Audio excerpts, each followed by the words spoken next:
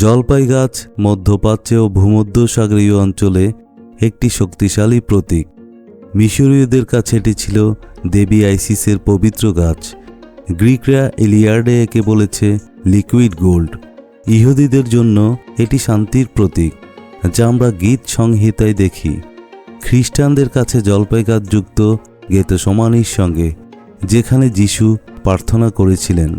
আর মুসলিমদের বিশ্বাসে জলপাই গাছ নবী মুহাম্মদ সাল্লাল্লাহু আলাইহি সাল্লামের সঙ্গে সম্পর্কিত। লেভান্ট অঞ্চলে জলপাই চাষ শুরু হয় খ্রিস্টপূর্ব ৮ম সহস্রাব্দেই। এই ভূমি ইতিহাসে পরিচিত ছিল নানা নামে: কানান, এরতজ, ইসরায়েল এবং ফিলিস্তিন। অনেকের ভুল ধারণার বিপরীতে ফিলিস্তিন নামটি প্রাচীন লেখাতেই পাওয়া যায়, যেমন গ্রিক ঐতিহাসিক হেরোডোটাসের লেখায়। আজকের ভিডিওতে অরণ্যপথের সাথে আমরা জানব ফিলিস্তিনি নামটি কিভাবে এলো এবং নব্য প্রস্তুর যুগ থেকে রোমান্স যুগ পর্যন্ত এই অঞ্চলে বৈচিত্র্যময় ও প্রাণবন্ত ইতিহাস নিয়ে আলোচনা করব। চলুন বন্ধুরা, আজকের ভিডিওটি শুরু করা যাক।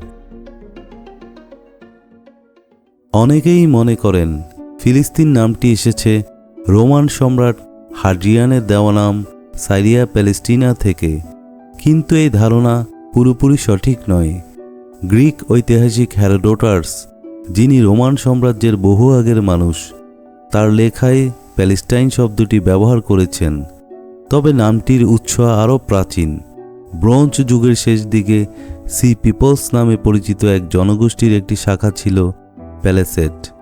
মিশরীয় ও মেসোপটেমিস নথিতে এই নাম পাওয়া যায়। এই প্যালেসেট নাম থেকেই ধীরে ধীরে প্যালেস্টাইন শব্দের উদ্ভব ঘটে বলে অনেক ইতিহাসবিদ মনে করেন।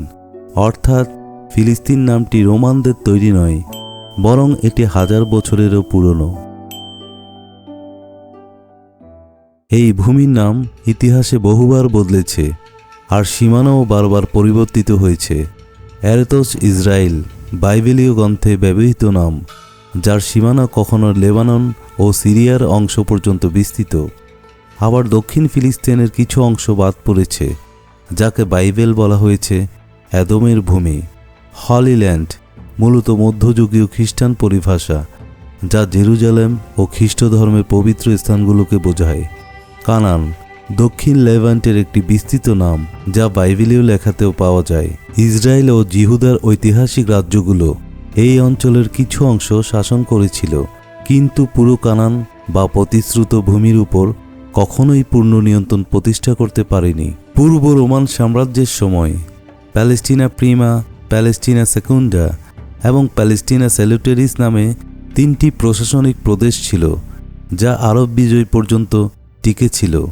শতাব্দীর পর শতাব্দী ধরে ফিলিস্তিন নামটি কখনো বেশি কখনো কম ব্যবহৃত হয়েছে, কিন্তু সব সময় এটি অন্যান্য ভৌগোলিক এবং সাংস্কৃতিক পরিচয়ের সঙ্গে সহ অবস্থান করেছে। ফিলিস্তিনের ইতিহাস শুরু হয় নব্য প্রস্তর যুগে, যখন লেভান্ট উপকূলে কৃষিভিত্তিক সমাজ গড়ে উঠেছিল। ব্রোঞ্জ যুগে এসে এইসব বসতি বড় হয় এবং পূর্ব ভূমধ্যসাগরের সঙ্গে দীর্ঘমেয়াদী যোগাযোগ শুরু হয়। এই সময় কানান ছিল মূলত গোষ্ঠীকেন্দ্রিক সমাজ, শহর ও গ্রাম মিলিয়ে এক বৈচিত্র্যময় অঞ্চল। এগুলো থেকেই পরবর্তী মোয়াব, এদম, ইসরায়েল ও জিহুদের মতো রাজ্য গড়ে ওঠে। ধর্মীয়ভাবে তখন ছিল বিস্তৃত সেমিটিক বহুদেববাদ, যা ফিনিশীয়দের ধর্মের সঙ্গে ঘনিষ্ঠভাবে সম্পর্কিত। বাল দেবতার মতো দেবতারা পরবর্তীতে এল ও ইয়াহওয়ের ধারণায় প্রভাব ফেলে, যার সংমিশ্রণেই হিব্রু বাইবেলের ঈশ্বর ধারণা গড়ে ওঠে।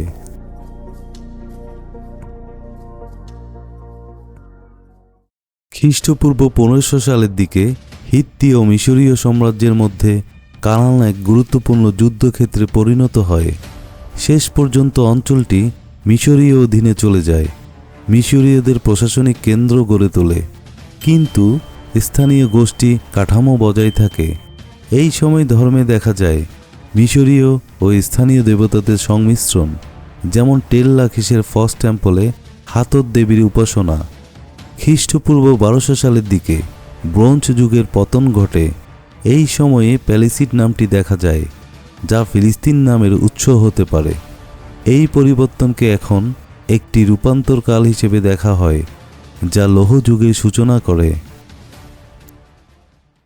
এই সময় ফিলিস্তিন ছিল বহু সংস্কৃতির এক মোজাইক। উপকূলে গড়ে ওঠে 5টি ফিলিস্তিনি শহরের জোট: দক্ষিণে এদম, পূর্বে মোয়াব রাজ্য। খ্রিস্টপূর্ব 1208 সালে মার্নে প্রতাহ স্তম্ভে ইসরায়েলিদের প্রথম ঐতিহাসিক উল্লেখ পাওয়া যায়। এই সময়েই ইসরায়েল ও জিহুদা রাজ্যে গড়ে ওঠে। রাজা দাউদ সম্ভবত ঐতিহাসিক ব্যক্তিত্ব ছিলেন। ধর্মীয়ভাবে তখনও বহু দেববাদ প্রচলিত ছিল, যদিও ইয়াহওয়ের প্রধান দেবতায় পরিণত হচ্ছিল। প্রথম মন্দির এই সময় জেরুজালেমে প্রতিষ্ঠিত হয়।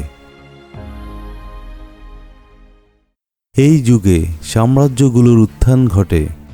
আসিরিয়া ও ব্যাবিলিয়নের শক্তি এলাকাটিকে গ্রাস করতে শুরু করে।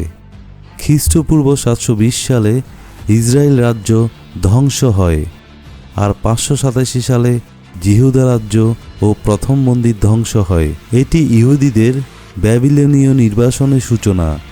এই সময়ে ইহুদি ধর্ম এক আঞ্চলিক বিশ্বাস থেকে এক বিশ্বজনীন ধর্মীয় কাঠামোর দিকে এগোয়। ব্যাবিলনের নির্বাসনের সময় ইহুদি ধর্মে বড় পরিবর্তন আসে।